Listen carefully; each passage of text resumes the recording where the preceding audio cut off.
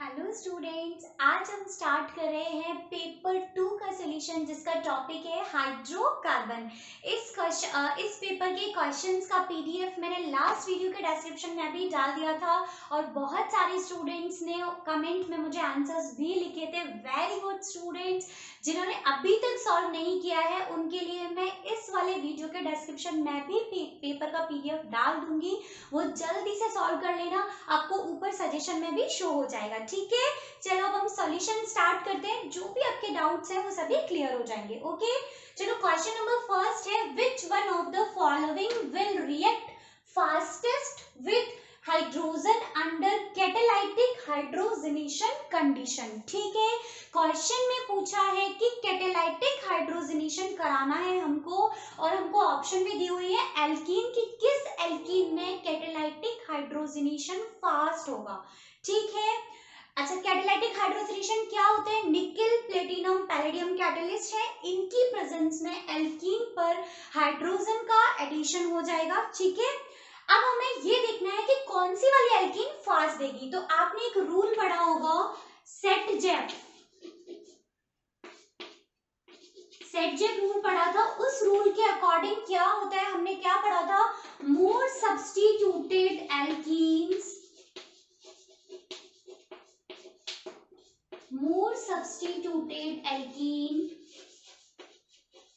will be more stable। ठीक है, यही होता है। ओके, अब हमें यहाँ पे सबसे पहले ये देखना है कि कौन सी एल्कीन ज्यादा सब्स्टिट्यूटेड है, यानी कि ज्यादा स्टेबल है। ठीक है, तो ये वाली देखो, इसमें 4 सब्स्टिट्यूएंट लगे हुए हैं। Alkyl group R means alkyl group है। ठीक है, यहाँ पे तो यहाँ पे 4 लगे हुए हैं, मींस सबसे ज्यादा स्टेबल कौन सी हो गई? D। उसके बाद में यहाँ पे कितने लगे हैं? 3 लगे हैं, तो कौन सी हो गई? C। उसके बाद में यहाँ देखो, यहाँ भी 2 एल्कीन लगे हुए हैं एल्काइल ग्रुप और यहाँ पे भी 2 एल्काइल ग्रुप लगे हुए हैं, लेकिन सिस एल्कीन सबसे कम स्टेबल होती है। ठीक है, तो ये प्योरली सिस एल्कीन नहीं है, ये सिस एल्कीन है। ओके, तो हमारे पास इसके बाद में बी और सबसे लेस स्टेबल में क्या आ जाएगी? ए। ये तो हो गया एल्कीन्स की स्टेबिलिटी का ऑर्डर। ठीक है, लेकिन हमें क्या निकालना है? हमें ये निकालना है कि किसमें हाइड्रोजनेशन फास्ट होगी। तो स्टूडेंट्स, जो सबसे ज्यादा स्टेबल होगा वो ऑब्वियसली क्यों अपनी लाइफ में टेंशन क्रिएट करेगा, बॉन्ड टूटेगा, हाइड्रोजन जोड़ेगा? बिल्कुल नहीं करेगा। जो स्टेबल है वो लेजी बैठा रहेगा। ठीक है, तो इसलिए जो सबसे कम स्टेबल होगा वो ज्यादा रिएक्टिव होगा, वो ज्यादा स्टेबल होने के लिए ट्राई करेगा या रिएक्शन करेगा। ठीक है, तो यहाँ पे सबसे कम स्टेबल कौन सी एल्कीन है? ये वाली। तो इसलिए कैटालाइटिक हाइड्रोजनेशन फास्ट किसमें हो जाएगा? इसमें, सिस एल्कीन में। Answer is a. समझ में आया? नेक्स्ट क्वेश्चन देखो, question number second, consider the following reaction. हमें एक रिएक्शन दी हुई है जिसमें ये हाइड्रोकार्बन है। ठीक है, ब्रोमीन रेडिकल के साथ रिएक्शन हो रही है। ठीक है, और हमें HBr मिल रहा है, कोई भी एक प्रोडक्ट X मिल रहा है। तो हमें फाइंड करना है कि ये X कौन से, इनमें से कौन सा जो है वो मेजर प्रोडक्ट बनेगा। ठीक है, तो अब यहाँ पे ध्यान से देखो, फ्री रेडिकल सब्स्टिट्यूशन रिएक्शन हो रही है जिसमें ये Br रेडिकल, अगर हम यहाँ प्रोडक्ट की तरफ देखें तो HBr बन रहा है, मींस इसको कहीं से, यहाँ से कहीं से H रेडिकल भी मिला होगा। ठीक है, मींस मैं ये कह सकती हूँ कि फ्री रेडिकल रिएक्शन है तो होमोलाइटिक क्लीवेज भी हुआ होगा। इसका मतलब कार्बन और हाइड्रोजन का बॉन्ड टूटा होगा होमोलाइटिकली, क्योंकि हमें क्या बनाना है? रेडिकल बनाना है। तो एक रेडिकल तो कार्बन पे आ जाएगा और दूसरा रेडिकल किस पे आ जाएगा? हाइड्रोजन पे आ जाएगा। ठीक है, तो हाइड्रोजन रेडिकल और Br रेडिकल मिलके तो HBr बना लेंगे। अब हमें देखना ये है कि मेजर प्रोडक्ट के लिए ये पता लगाना है कि ये वाला Br रेडिकल कौन से कार्बन से हाइड्रोजन रेडिकल बाहर निकलेगा और हमारे पास कार्बन रेडिकल बनेगा। ठीक है, तो Br रेडिकल जो होता है वो लेस रिएक्टिव और मोर सेलेक्टिव होता है।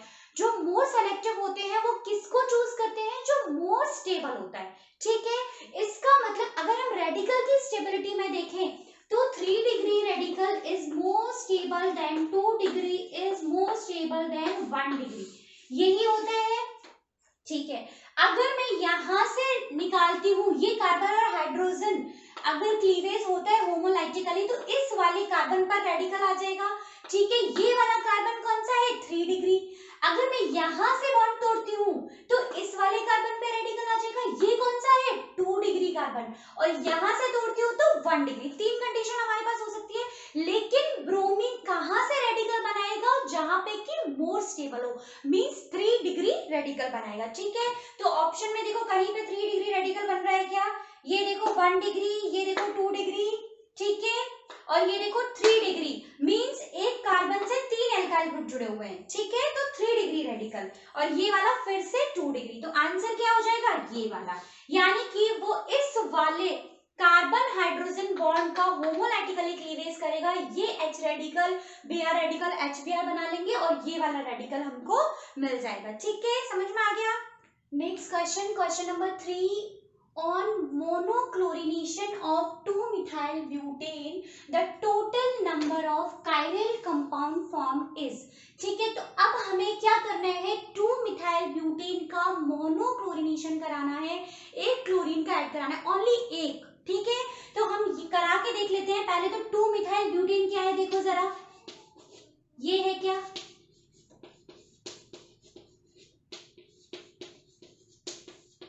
ये है, ये ब्यूटेन हो गया, सेकेंड पोजीशन पे क्या जुड़ गया, मिथाइल ग्रुप, ठीक है।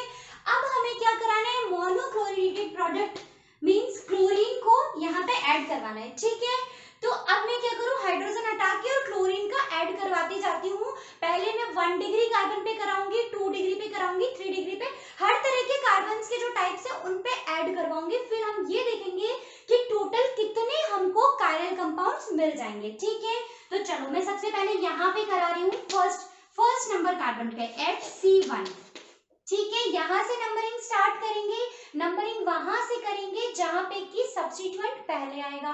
तो ये 1 2 3 4, यानी कि यहाँ से नंबरिंग करेंगे। तो चलो C1 पे करा लो, ये हो गया CH2Cl, ये हो गया CH3, ये हो गया CH2CH3, ठीक है, करा लिया C1 पे। अब चलो C2 पे करा लो, एट C2 सिर्फ एक क्लोरीन का ऐड करवाना है, ठीक है। तो ये हो गया CH3 CCl CH3 CH2 CH3, ठीक है, यही हुआ।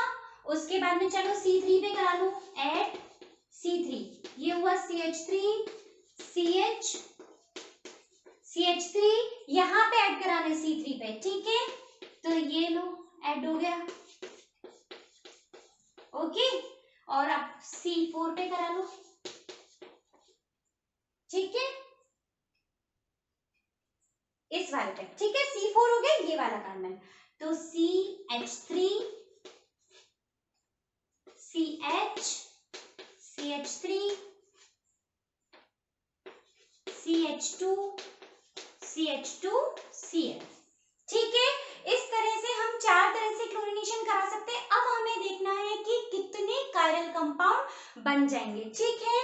तो देखो जरा, पहले C1 पे देखो, यहाँ पे देखो कोई भी कायरल कार्बन प्रेजेंट है क्या, ऐसा कार्बन, ऐसा sp3 हाइब्रिडाइज्ड कार्बन जिसकी चारों वैलेंसीज डिफरेंट हो, ठीक है।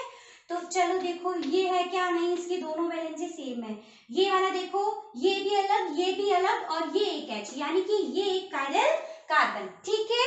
चलो सेकंड देखो, C2 पे देखो, C2 पे क्या हो रहा है, ये और ये दोनों वैलेंसी सेम है, मींस यहाँ पे नो कायरल,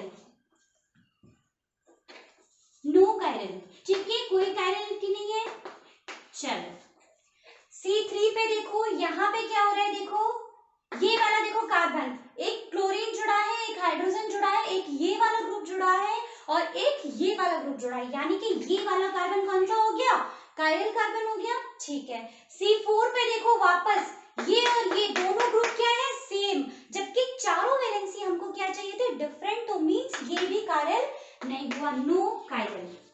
अब पता है क्या प्रॉब्लम है, अब क्या करेंगे स्टूडेंट्स, एक ये कायरल, एक ये कायरल, हमसे पूछा है कितने कायरल कंपाउंड हैं, 2 ही तो है मैम, ये फर्स्ट आंसर में, और टिक, और फिर पता है क्या होगा, -1 हो जाएगा। क्यों, देखो ध्यान से, ध्यान से देखो, जैसे ये कायरल कार्बन है तो भाई इसकी मिरर इमेज भी तो बनेगी, एंटियोमर हो गया। देखो ध्यान से, तो मिरर इमेज बनेगी, तो एक ये और एक अगर मैं इसकी मिरर इमेज बनाती हूँ तो ये कंपाउंड बन जाएगा। मिरर इमेज बना के देखना, ऐसे नहीं मैम ने गोला बना दिया, बना लिया गोला हो गया बस, ठीक है। एक ये देखो, यहाँ पे भी इसकी एक मिरर इमेज बनेगी, इसकी मिरर इमेज बनेगी, यानी कि 1 2 3 एंड 4 कायरल कंपाउंड्स हमको मिलेंगे। Answer is B. ध्यान रखना ए आंसर नहीं है, ओके, आंसर इज बी। समझ में आ गया सबको?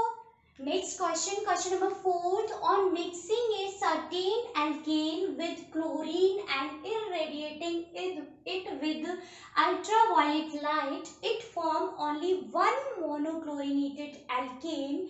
The alkane could be। इतना बड़ा क्वेश्चन देखिए ना, कई बार स्टूडेंट सोचते हैं ओ माय गॉड इतना सारा क्वेश्चन ही क्वेश्चन पढ़ना पड़ रहा है, जबकि कुछ भी नहीं है इसमें। पता है क्या है ये? 1 मोनोक्लोरिनेटेड क्लोरो एल्केन, ठीक है। ऐसा कौन सा एल्केन है जिससे सिर्फ एक ही तरह का मोनोक्लोरो एल्कीन बनेगा, ठीक है। अब देखो, अगर हम यहाँ पे ऑप्शंस ध्यान से देखें तो देखो, पेंटेन, अगर हम एन पेंटेन की स्ट्रक्चर बनाते हैं तो हमको पता है कि एक 1 डिग्री कार्बन रहता है उसमें, एक 2 डिग्री रहता है, ठीक है। चलो बना ही लो,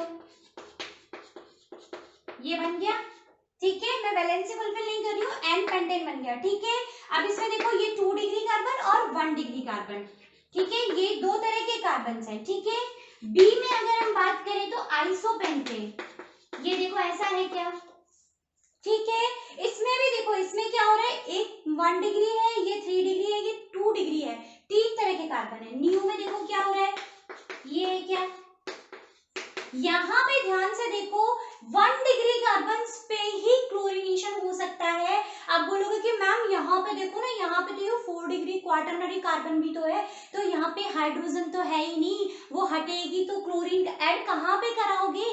कहीं पे करा ही नहीं सकते ना, ऑलरेडी 4 वैलेंसी फुलफिल हो रही है उसकी, तो सिर्फ इन्हीं वाले कार्बन पे क्लोरीन का ऐड हो सकता है, ठीक है। और ये सारे कार्बन क्या है, 1 डिग्री है, मीन्स एक ये ऐसा कंपाउंड है जिसमें सभी कार्बन क्या है, एक जैसे हैं, ठीक है। और नेक्स्ट देख लो ये डी वाला प्रोपेन, इसमें भी सेम यही है, 2 डिग्री और 1 डिग्री, यानी कि सिर्फ एक ये ऐसा कंपाउंड है जिसमें हम कहीं भी क्लोरीनेशन कराएंगे हमको एक ही तरह का कंपाउंड मिलेगा, ठीक है। तो answer is this, C, okay. समझ में आ गया? बिल्कुल सिंपल क्वेश्चन था, इतना बड़ा पढ़ के डरना नहीं था, बस 1 मोनोक्लोरो एल्केन बनना चाहिए, एक ही तरह का, ओके। समझ आया?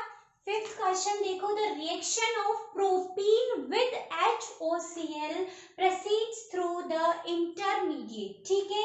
हमें क्या कराना है, प्रोपीन की रिएक्शन करानी है, ये प्रोपीन हो गया, इसकी रिएक्शन करानी है HOCl से, ठीक है।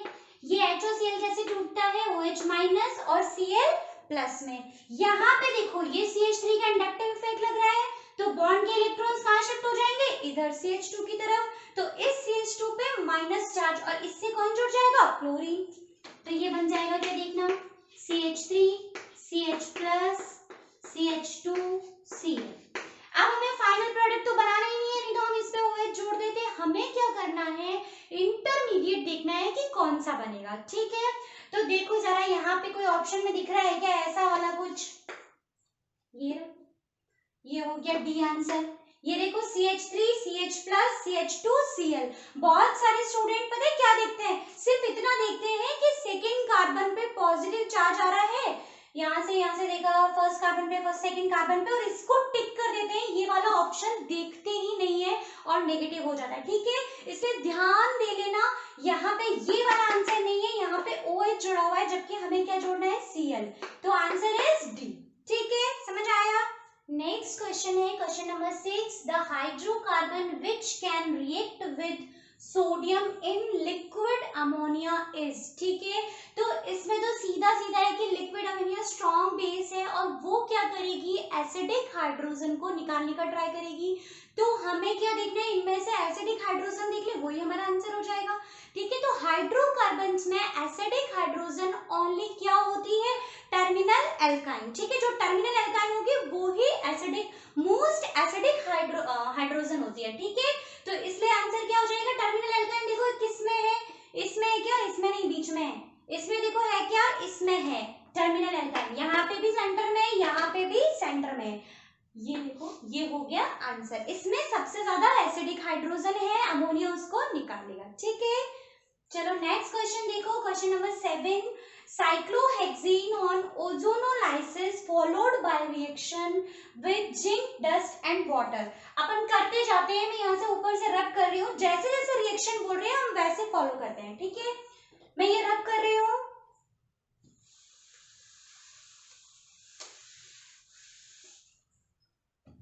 चलो देखो क्या बोल रहा है, cyclohexene on ozonolysis, ये लो साइक्लोहेक्सीन देखो, ये हो गई on ozonolysis with followed by reaction with zinc dust and water। ठीक है, zinc dust and water।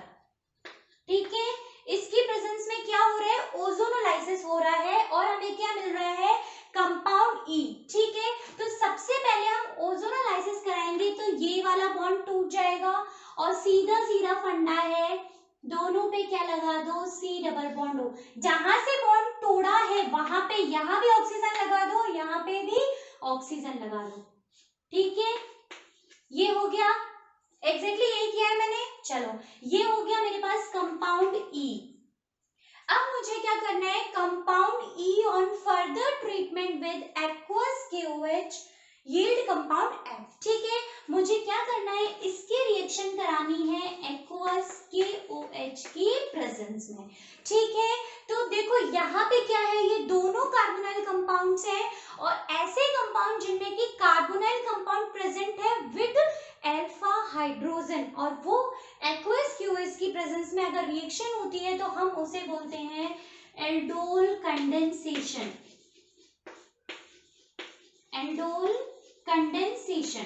ठीक है, अब यहाँ पे देखो दोनों कार्बोनाइल कंपाउंड के पास में अल्फा हाइड्रोजन प्रेजेंट है, इधर देखो इसके पास भी हाइड्रोजन प्रेजेंट है, इसके पास भी हाइड्रोजन प्रेजेंट है। ठीक है, तो लेकिन और दोनों कार्बोनाइल कंपाउंड के एक ही मॉलिक्यूल में है, तो ये क्या हो जाएगी, इंट्रामॉलिक्यूलर एल्डोल कंडेंसेशन। ठीक है, इंट्रामॉलिक्यूलर एल्डोल कंडेंसेशन। ठीक है, अब उसमें क्या होगा, सबसे पहले ये बेस हाइड्रोजन निकाल लेगा, जैसे ही हाइड्रोजन निकालेगा यहाँ पे क्या आ जाएगा, पॉजिटिव चार्ज आ जाएगा, वो सॉरी नेगेटिव चार्ज आ जाएगा, ये नेगेटिव, ये डबल बॉन्ड O, यहाँ पे ये डबल बॉन्ड O। अब क्या करेगा, ये वाला नेगेटिव, ये देखो यहाँ पे कार्बन है, ये कार्बन और ऑक्सीजन इस बॉन्ड के इलेक्ट्रॉन्स को अपनी तरफ खींचेगा ऑक्सीजन, तो क्या करेगा, ये वाला डबल बॉन्ड इस वाले कार्बन पे अटैक करेगा। ध्यान से देखो मैंने क्या किया है, हाइड्रोजन हटाई यहाँ से, यहाँ पे नेगेटिव चार्ज आ गया, अब क्या करेगा, ये इस वाला, ये वाला ऑक्सीजन इलेक्ट्रॉन्स को अपनी तरफ खींचेगा, तो इस कार्बन पे पॉजिटिव चार्ज आ गया, तो ये नेगेटिव इससे जाके जुड़ जाएगा। बात समझ में आ गई, तो ये बन जाएगा क्या, देखना जरा ध्यान से, मैंने यहाँ पे एज इट इज इसको जोड़ रही हूँ, देखो ये वाला यहाँ पे बॉन्ड लेके आई हूँ, ये बॉन्ड एज इट इज है, और यहाँ पे ये ऑक्सीजन माइनस, और ये हो गया C डबल बॉन्ड O, और यहाँ पे एक हाइड्रोजन है। ठीक है, ऐसा ही है। चलो अब क्या हो गया, यहाँ पे OH माइनस आ गया हमारे पास। ठीक है, अब हम क्या करेंगे, एक्वस मीडिया है, वाटर प्रेजेंट है, वाटर से जैसे ही रिएक्शन करेंगे तो यहाँ पे क्या आ जाएगा, H प्लस आ जाएगा, ये OH बन जाएगा, ऐसे बन जाएगा क्या, देखो जरा, ये CHO और ये OH, ऐसे ही बन जाएगा। देखो यहाँ पे H जुड़ जाएगा ऑक्सीजन पे, तो ये OH बन जाएगा। अब हमें क्या करना है, हीट करना है इस कंपाउंड को आगे। मैं ये वाली लाइन भी रब कर रही हूँ, ये सब रब कर रही हूँ। ठीक है, हीट करना है हमें आगे, तो देखो क्या होगा, जैसे ही हम हीट करेंगे तो यहाँ पे क्या हो जाएगा, H2O का मॉलिक्यूल बाहर निकल जाएगा, यहाँ से एक H और यहाँ से एक OH बाहर निकल जाएगा, और हमारे पास कंपाउंड बन जाएगा, ये देखो यहाँ पे CHO और यहाँ पे डबल बॉन्ड। ठीक है, अब आप बोलेंगे कि मैम यहाँ से आपने H क्यों निकाला, हम तो यहाँ से भी H निकालते और OH बनाते। तो बिल्कुल बना लो, आप जो करते वही कर लो, ये लो, ये बना दिया मैंने, ठीक है। यहाँ पे क्या है, CHO जुड़ा हुआ है, और यहाँ पे आपने बोला यहाँ से और यहाँ से हाइड्रोजन निकाल रहे हो, तो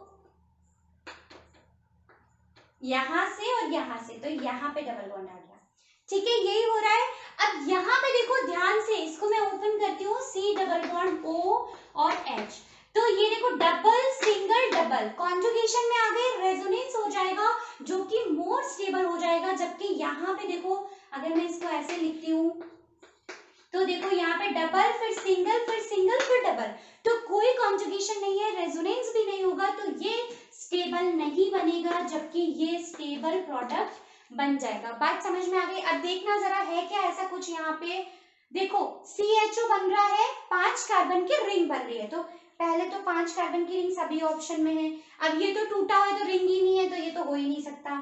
चलो क्वेश्चन काटते हैं, इसमें COH है तो ये भी नहीं हो सकता। अब बच्चे ये दोनों, यहाँ पे देखो ये कॉन्जुगेशन में है और ये नहीं है, तो आंसर क्या हो गया, ए। समझ में आ गया सबको? देखो मैंने क्या किया, पहले ओजोनोलाइसिस कराया, डबल बॉन्ड को तोड़ा, यहाँ पे ऑक्सीजन और ऑक्सीजन जोड़ दिए, ठीक है। फिर मैंने क्या कराया, इंट्रामोलिक्यूलर एल्डोल कंडेंसेशन कराया, उसमें बेस की प्रेजेंस में पहले H+ निकला, यहाँ पे नेगेटिव चार्ज, उसने इस पर अटैक किया और यहाँ पे रिंग बन गई 5 मेंबर, ठीक है। उसके बाद में यहाँ पे नेगेटिव चार्ज था, वाटर की प्रेजेंस में OH बना, फिर मैंने क्या किया, हीट किया, तो मुझे ये वाला प्रोडक्ट मिला, इसको ये नहीं मिलेगा, ठीक है, क्रॉस कर लेना, ये वाला प्रोडक्ट मिलेगा, और हमारा आंसर क्या हो जाएगा, ए। समझ में आया सबको? 8th क्वेश्चन है हमारे पास, एक एल्काइन दिया हुआ है, ठीक है, उसकी रिएक्शन करानी है, फिर X प्रोडक्ट बनेगा, और फिर रिएक्शन फर्दर करानी है, Y प्रोडक्ट बनेगा, ठीक है। और इतने सारे हमको ये वाले ऑप्शंस दिए हुए हैं, ठीक है। अब इसमें पता है क्या है, हम ऑप्शन से भी क्रॉस चेक करेंगे ना तो बहुत लेंथी हो जाएगा, बहुत बार हमको ऑप्शन देख के चेक करना होता है, बहुत बार हमको डायरेक्ट क्वेश्चन से सॉल्व करना होता है, ठीक है। तो इसमें हमको इजी रहेगा कि हम डायरेक्ट क्वेश्चन से सॉल्व कर लें। तो देखो जरा, यहाँ पे एल्काइन दिया हुआ है, इसकी रिएक्शन सबसे पहले NaNH2 लिक्विड अमोनिया से करा दिया, ठीक है। अमोनिया क्या करेगा, NaNH2 लिक्विड अमोनिया से जब मैंने रिएक्शन कराई, तो ये क्या करेगा, यहाँ से H निकलेगा और उसकी जगह क्या आ जाएगा, Na आ जाएगा, ठीक है। ये हो गया CNA बन जाएगा, ठीक है। अब उसके बाद क्या कर रहा है, ये रिएक्शन करा रहा है CH3 CH2Br से, तो क्या होगा, देखो CH3 CH2Br से जब रिएक्शन कराएगा तो ये NaBr बाहर निकल जाएगा, और क्या हो जाएगा, यहाँ पे एज इट इज ये वाला ग्रुप जुड़ जाएगा, तो ये देखो बना CH triple bond C CH2 CH3, ठीक है, ये बन गया। अब हमें नेक्स्ट फिर से प्रोसेस कराना है, NaNH2 लिक्विड अमोनिया से रिएक्शन करानी है। अब देखो क्या हुआ, पहले तो दोनों हाइड्रोजन सेम थी, मैंने कोई से भी हाइड्रोजन निकाल ली। अब क्या हो रहा है, देखो मैं यहाँ से भी हाइड्रोजन निकाल सकती हूँ, यहाँ से भी निकाल सकती हूँ, यहाँ से भी निकाल सकती हूँ, लेकिन अमोनिया स्ट्रॉन्ग बेस है, वो मोस्ट एसिडिक हाइड्रोजन को निकालना चाहेगा, ठीक है। तो वो हमारी कौन सी होती है, टर्मिनल एल्काइन हमेशा क्या है इनमें, मोस्ट एसिडिक हाइड्रोजन, तो ये इस वाली हाइड्रोजन को निकालेगा, टर्मिनल एल्काइन वाली हाइड्रोजन ये हो गई, इस वाले हाइड्रोजन को जैसे ही निकालेगा, NaNH2 से रिएक्शन कराएगा, तो हमारे पास बन जाएगा, इसको ऐसे बना देती हूँ, CNA double bond C CH2 CH3, ठीक है। सिर्फ ये हाइड्रोजन निकला और यहाँ पे क्या जुड़ गया, Na जुड़ गया, ठीक है। अब क्या हुआ है, देखो अब क्या करना है, हमें फर्दर रिएक्शन करानी है CH3 CH2Br से, तो अब वही होगा, अब तो सिंपल है, ये हो गया CH3 CH2Br, क्या होगा, NaBr बाहर निकल जाएगा और ये ग्रुप एज इट इज यहाँ पे आके जुड़ जाएगा, ठीक है। तो देखो क्या है, ये C triple bond C single bond CH2 CH3, और यहाँ पे क्या जुड़ जाएगा, CH2 CH3, तो ये जुड़ गया CH2 CH3, तो ये तो हो गया हमारा Y प्रोडक्ट, और ये हो गया हमारा एक्स प्रोडक्ट। ठीक है, इसमें बस इतनी सी ही बात थी इस क्वेश्चन में घुमाने वाली कि एक्स प्रोडक्ट तो हम पहुंच जाएंगे बहुत आराम से, क्योंकि क्या करना है, सिर्फ एन ही लगाना है और ये NaBr निकाल के ये प्रोडक्ट जोड़ के बना देना है। लेकिन मेन बात क्या है स्टूडेंट्स, यहाँ पे क्या होता है, जल्दीबाजी में कोई सी भी हाइड्रोजन निकाल देते हैं और प्रोडक्ट बना लेते हैं और फिर वो हमको ऑप्शन में जरूर मिल जाता है, फिर क्या होता है, नेगेटिव मार्किंग। ठीक है, तो क्या होगा, यहाँ पे ये एक्स प्रोडक्ट है, फिर रिएक्शन होगी, मोर एसिडिक हाइड्रोजन निकल जाएगी। ठीक है, मोर एसिडिक हाइड्रोजन निकल जाएगी। ठीक है, उसके बाद में फिर ये NaBr निकलेगा और ये वाला प्रोडक्ट बन जाएगा। अब हमें देखो नाम करके देख लो दोनों की क्या है, 1 2 3 4, यहाँ से नंबरिंग करेंगे 1 2 3 4, तो क्या है 1 ब्यूटाइन, कुछ भी नहीं है इसमें तो, और तो 1 ब्यूटाइन कौन सा है, कौन सा है, कौन सा है, ये वाले, तो ये दोनों तो वैसे ही कट गए। ठीक है, ये दोनों तो वैसे ही कट गए। अब इन दोनों में से आंसर है, तो ये वाला देखो जरा, नंबरिंग करो 1 2 3, इधर से भी करेंगे तो 1 2 3, कहीं से भी कर लो, क्या है 3 हेक्साइन है, 1 2 3 4 5 6, तो 3 हेक्साइन किस में है, ये रहा, यानी ये भी आंसर नहीं है, करेक्ट आंसर कौन सा हो गया, सी। समझ में आ गया सबको। क्वेश्चन 9 देखो, the isomers of hexane based on their branching can be divided into 3 distinct classes as shown in the figure। ठीक है, कुछ भी नहीं है, हेक्सेन को 3 क्लासेस में डिवाइड किया है। चलो एक क्लास ये हो गई, ये हो गई, ये हो गई। अब हमें पूछा क्या है, the correct order of their boiling point. ठीक है, कौन सा ऑर्डर होगा बॉइलिंग पॉइंट का, क्या होगा। ठीक है, अब देखो यहाँ पे हमको क्या दिए हुए हैं, यहाँ पे हमको दिए हुए हैं एल्केन्स दिए हैं। ठीक है, एल्केन्स में कौन सा फोर्स ऑफ अट्रैक्शन होता है, van der Waals force of attraction. ठीक है, और वॉन्डर वॉल फोर्स उतना ज्यादा होगा जितना सरफेस एरिया जितना ज्यादा होगा, van der Waals force of attraction उतना ही ज्यादा होगा। ठीक है, ये बात हमको पता है। अब यहाँ देखो सबसे ज्यादा सरफेस एरिया है, कोई ब्रांचिंग नहीं है, तो फिर अगर ब्रांचिंग, मान लीजिए मेरे पास 6 कोई भी बॉल्स हैं। ठीक है, अब 6 बॉल एक चेन में जुड़े हुए हैं, तो कोई ब्रांचिंग नहीं है, तो सरफेस एरिया ज्यादा घेरेगी।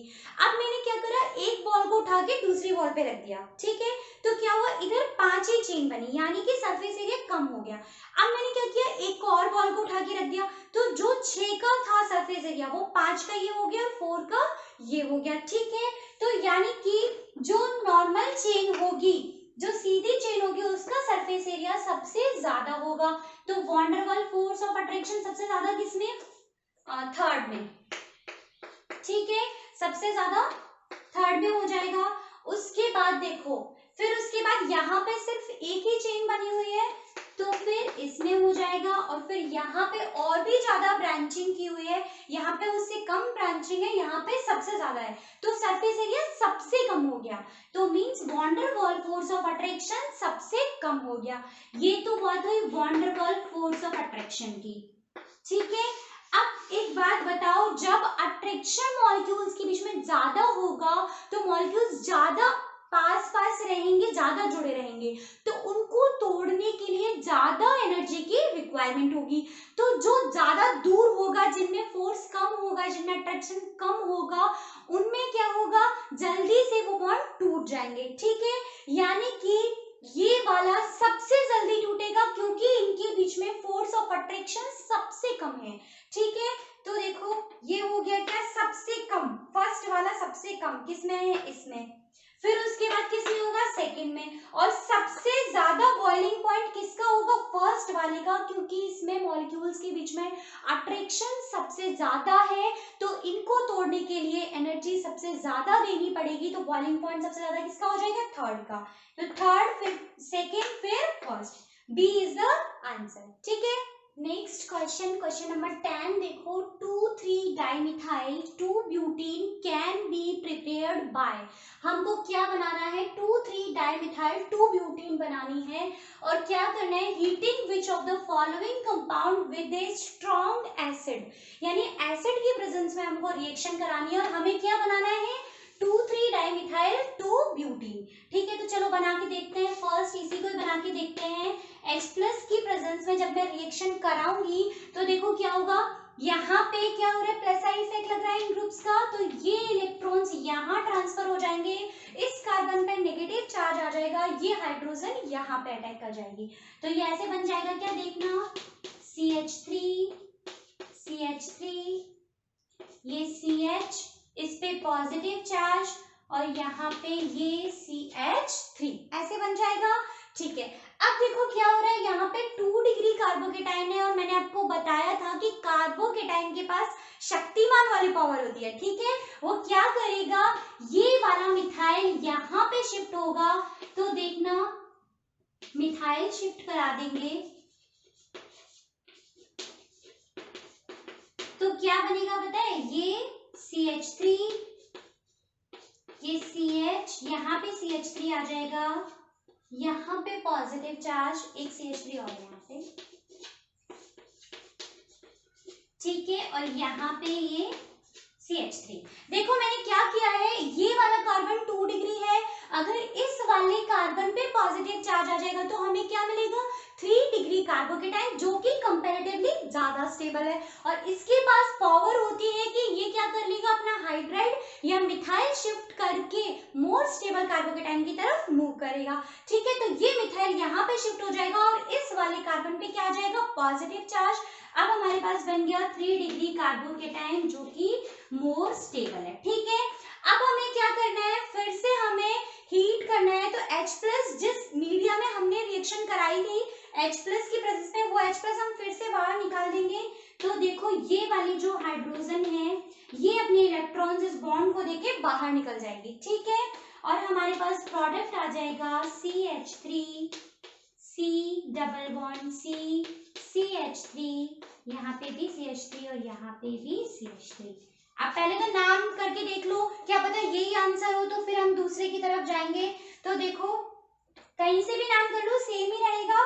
ठीक है, तो देखो 2 मिथाइल 2,3 डाई मिथाइल और ये 2 ब्यूटीन। ठीक है, देखो क्या है, मेन चेन 4 कार्बन की है, सब्स्टिट्यूएंट 2 और 3 पे लगा हुआ है, तो पहले हम सब्स्टिट्यूएंट का नाम लिखते हैं 2,3 डाई मिथाइल, फिर मेन चेन का नाम ब्यूट, फिर सेकेंड पोजीशन पे डबल बॉन्ड है तो 2 देखना जरा, बन गया 2,3 डाई मिथाइल 2 ब्यूटीन, तो यही हमारा आंसर हो गया। आगे हम क्यों सॉल्व करेंगे, आंसर ए। समझ में आ गया सबको? ये थे हमारे पेपर 2 के सॉल्यूशन, और अब मैंने इस वीडियो के डिस्क्रिप्शन में आपके लिए पेपर 3 का PDF डाल दिया है। स्टूडेंट्स पेपर 3 को सॉल्व कर लेना, उसके सॉल्यूशन का वीडियो आपको कल सुबह 10 बजे मिलेगा, यानी कि 9:30 बजे तक आपको पेपर 3 के आंसर्स मुझे कमेंट में लिखने हैं।